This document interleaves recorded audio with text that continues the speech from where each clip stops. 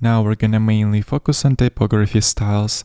First of all, I'm going to change the font of the editor by applying font family configuration option, and I'm going to use the same font for the code that I already use for the rest of the UI elements, called Denk Mono.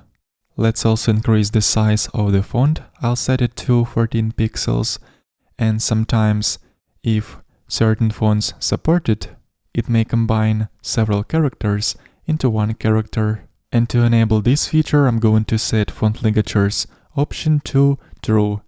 And now if I'm gonna type in some sequences of symbols, for example the following ones, we can see that those get grouped, and instead of showing separate characters, they are shown as one symbol. And those are called font ligatures.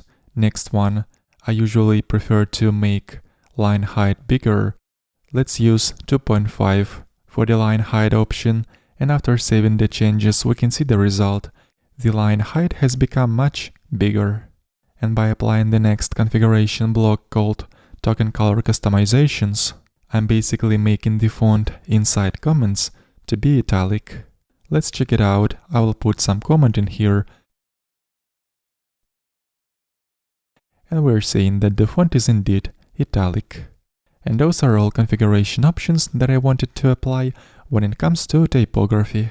Let's continue applying modifications in the next lesson, and the link to the repository with this configuration file will be in the video description.